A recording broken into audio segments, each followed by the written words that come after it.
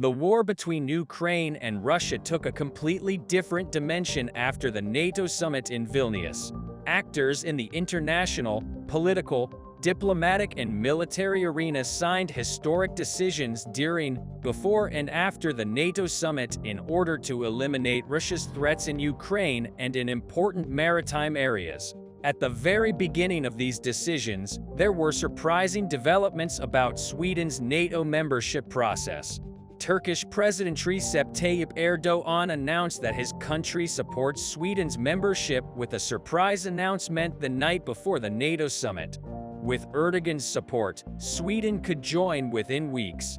This move by Turkish leader Erdogan came as a huge shock to Russian leader Vladimir Putin.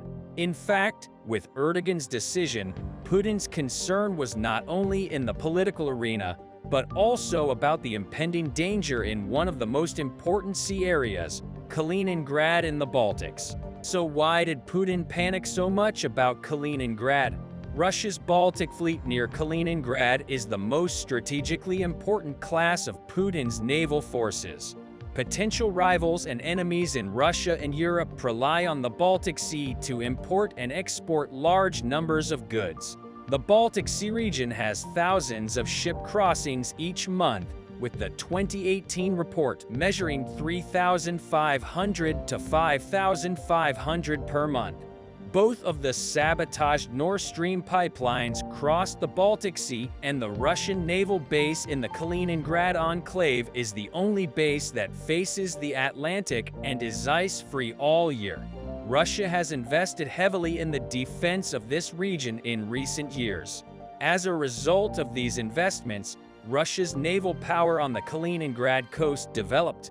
Currently, Russia's Baltic Fleet in Kaliningrad has 52 ships, including modern submarines, and Russia has planned 6 upcoming Lada-class advanced submarines for the Baltic. Despite the ongoing hostilities in Ukraine, Russia gave priority to the Baltic Sea and kept most of the ships, missiles, and planes allocated to the region at home. And of course, Russia continued to conduct a large military naval exercises here. So Russia has vital interests in the Baltic Sea, and everybody knows it. But as we mentioned, the situation in Kaliningrad offshore, in the Baltics, has completely changed with Sweden's accession to NATO. Turkish leader Erdogan has agreed to support Sweden's bid to join, paving the way for strategic change in this once Moscow-dominated region.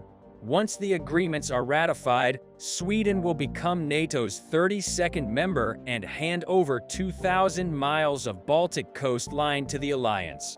This is a terrible situation for Russia.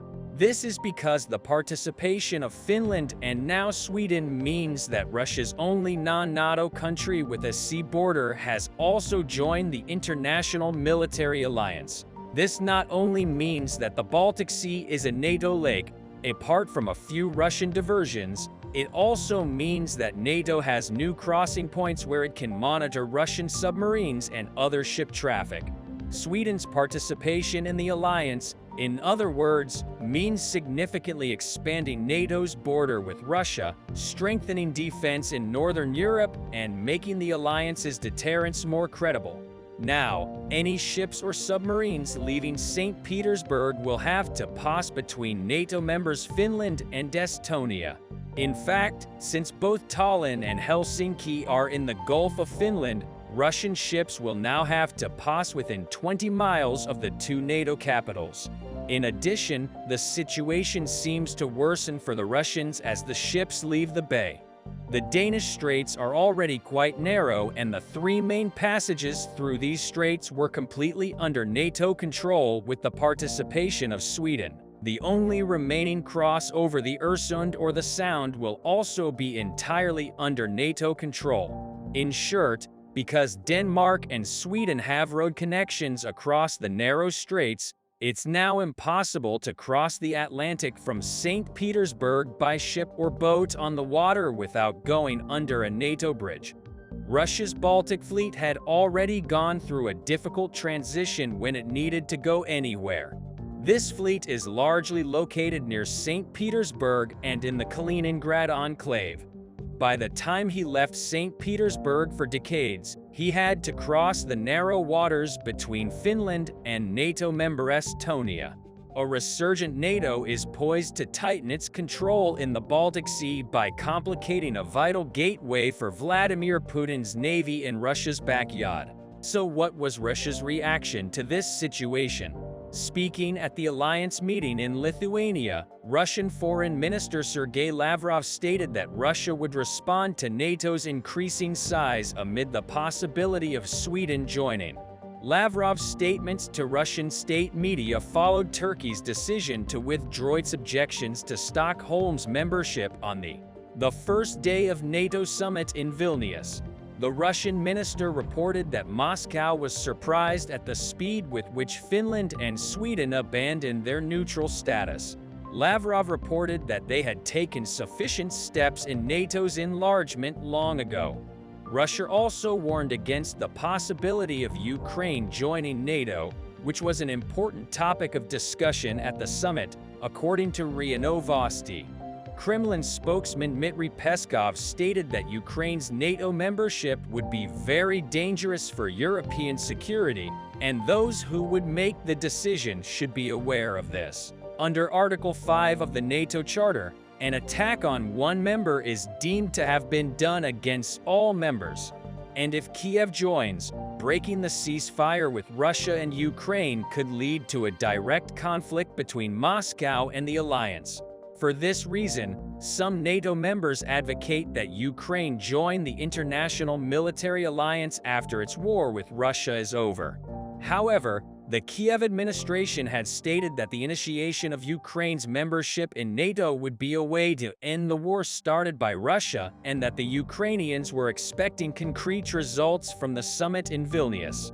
In fact, Ukraine deserves to be a NATO member. The time has passed for assurances that the door to NATO is open. These should be translated into decisions that will initiate the accession process. But for Ukraine to join NATO, the right moment must be waited for. Since the war is still going on right now, it doesn't seem logical for NATO to confront Russia or for other NATO alliances to be affected by this situation. But Ukraine doesn't want to waste time on this issue. Ukrainian President Vladimir Zelensky recently made a striking tweet about this. Zelensky demanded that Kiev have an appropriate accession calendar. Ukrainian President Vladimir Zelensky has been calling on his North Atlantic Treaty Organization allies to extend his country's membership for months. Indeed, NATO was formed in 1949, in the aftermath of World War II, to embody a peacekeeping alliance between the United States, Canada, and several Western European countries against the growing Soviet threat. NATO members have committed to helping their allies if attacked by a third party. Perhaps more than anything else, the Ukrainian president hopes to get into this intergovernmental body, as Zelensky rightly believes that the manpower and weaponry that NATO allies can provide will effectively impede Russian forces, far from delaying membership. Of course, perhaps the most important weapons in Ukraine's arsenal today, including Western main battle tanks, Javelins, HIMARS, and the Patriot defense system, were supplied by the United States and NATO allies. Zelensky expressed his gratitude for the frequent aid packages provided by the West. The Ukrainian president, however, is currently expressing his disappointment at Biden's insistence that Kiev is not ready to become a NATO member. Obviously, Zelensky should press for his country to join NATO because it would be in Ukraine's interest. But as we mentioned, it's not the interest of the United States for NATO to face this situation in a kinetic war with Russia to defend foreign borders.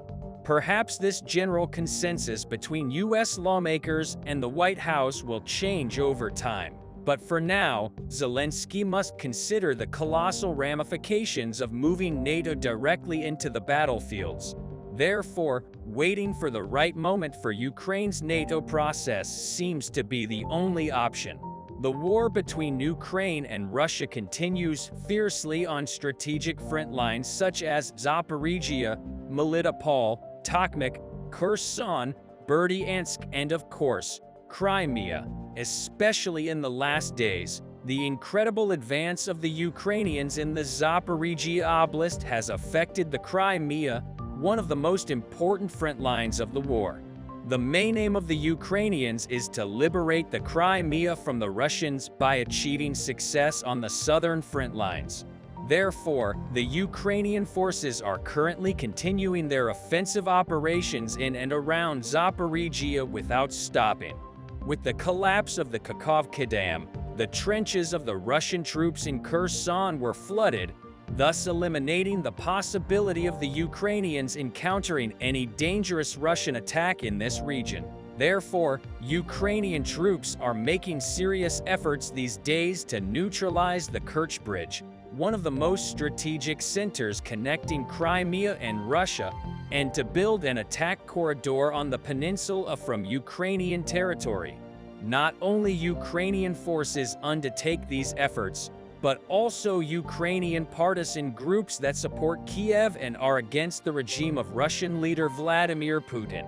If you recall, the most recent Ukrainian partisan groups conducted a critical offensive operation to create an offensive corridor between Crimea and Ukrainian territory and cut off Russia's connection to the peninsula and the southern Ukrainian front lines.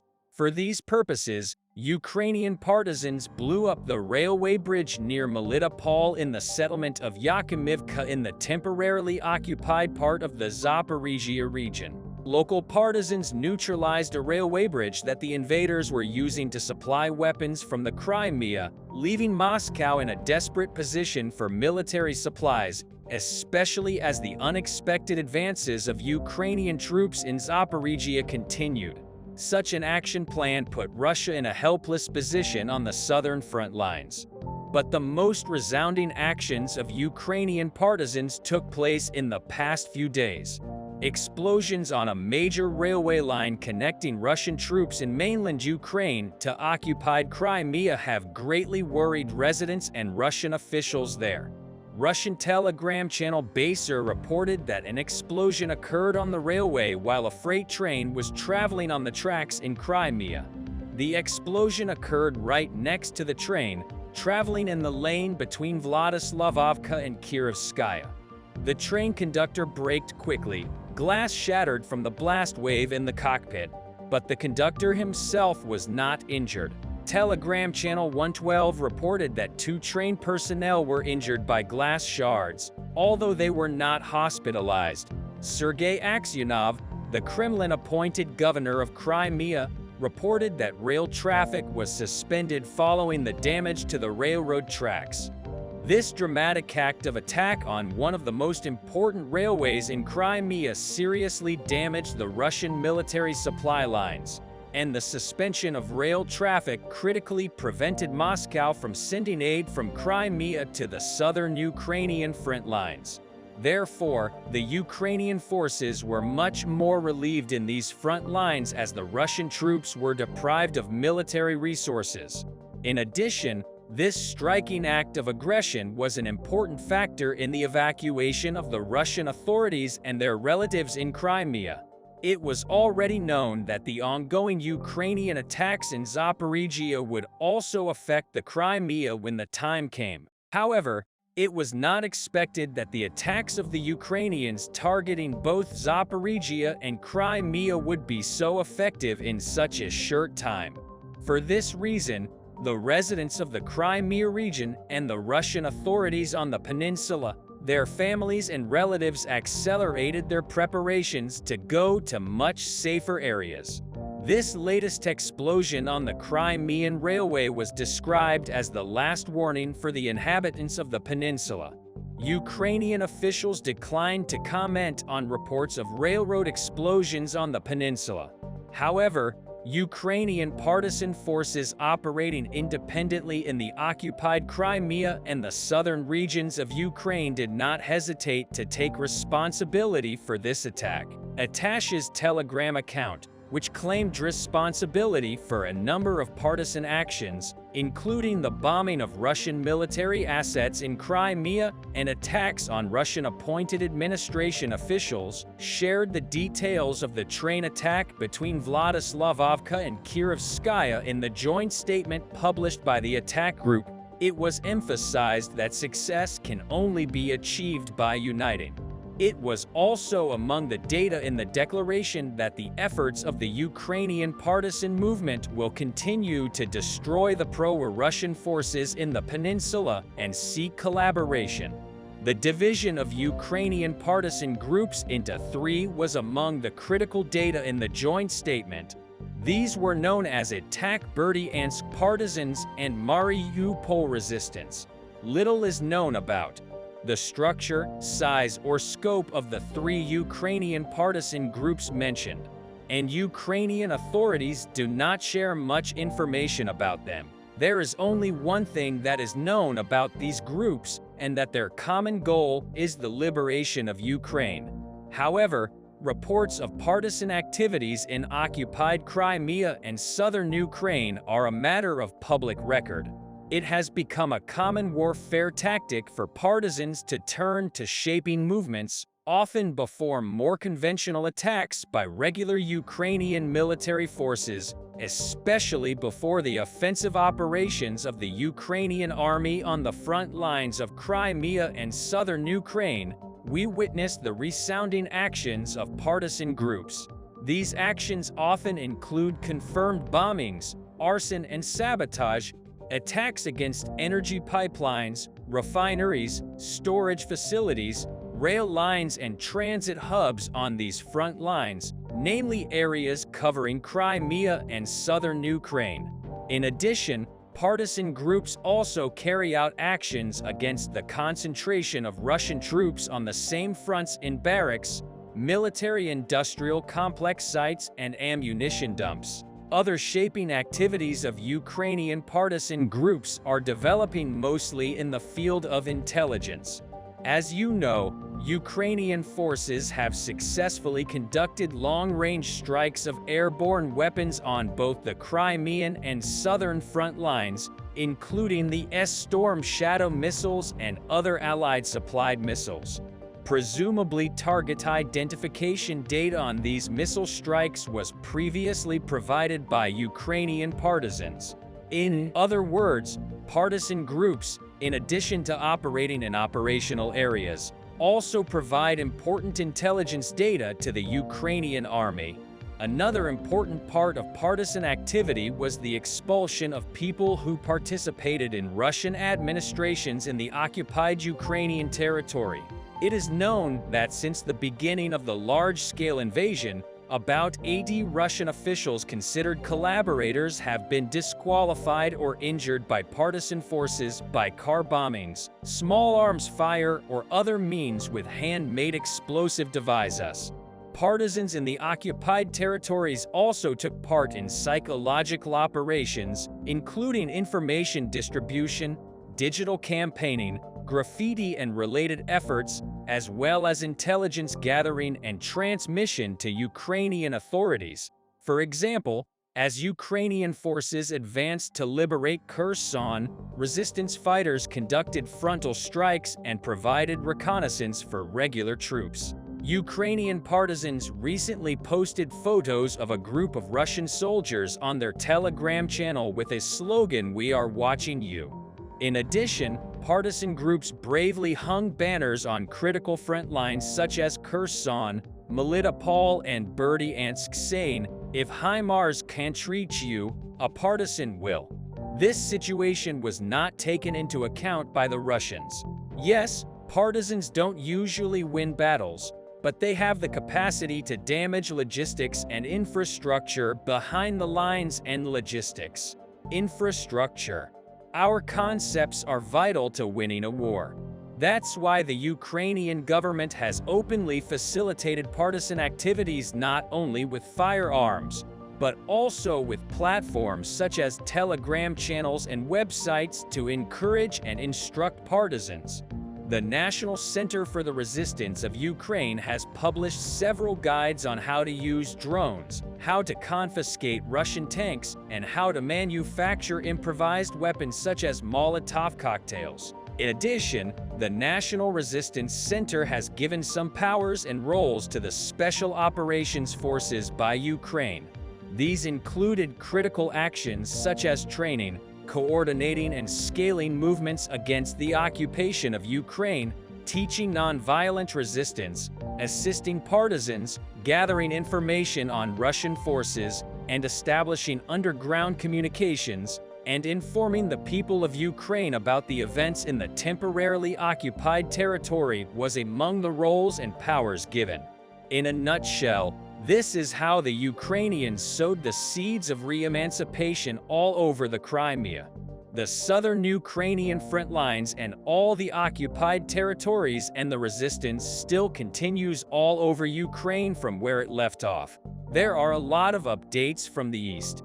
First of all, when it comes to the battle for Krasnohorivka, Russian forces started to realize that they had set for themselves a big trap by making the main focus of their attack the coal mine. The main problem that Russians are facing right now is that Ukrainians cut them of supplies and continue attacking with drones and shelling non-stop. It was much easier for Ukrainians to hold their positions here because the coal mine is located 500 meters south of the settlement, which they could get to by moving along the tree line. Russian forces, in turn, have to expose themselves to drones and artillery for two reasons. The safest route is around 3 kilometers, and there are not enough tree lines, which is why they still have to cross more than 1 kilometer through the field. Judging by the recently released combat footage, Russians lose half of their troops during rotation or reinforcement. Ukrainian forces saw that the situation was a perfect opportunity to use cluster munition, so they established 24-hour control over this small section between the two tree lines. When Russians cross it, Ukrainians immediately fire at Russian troops. If Ukrainians did not manage to take out the whole squad with regular artillery and Russian forces dissipated, Ukrainians immediately followed up with cluster shells.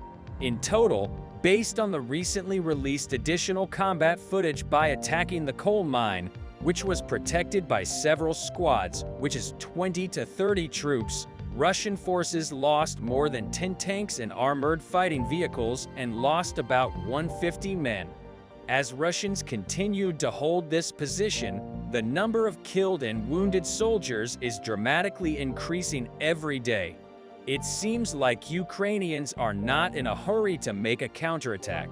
They are draining Russian reserves and waiting until the detachments responsible for this operation lose their combat capability. In the meantime, more information became available about the successful missile strike on the Russian military base in Crimea.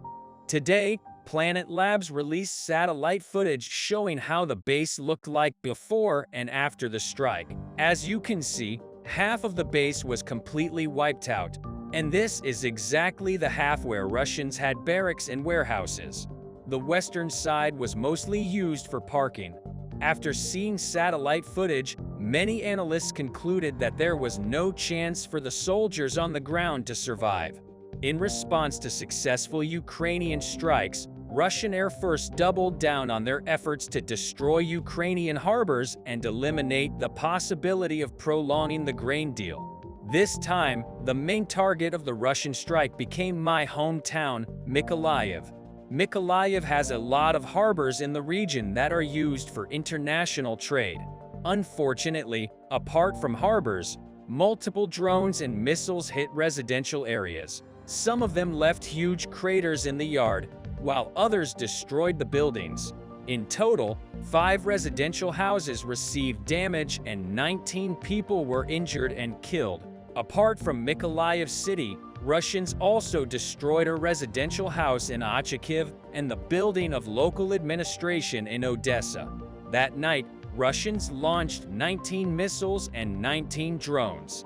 Unfortunately, many rockets reached their destination.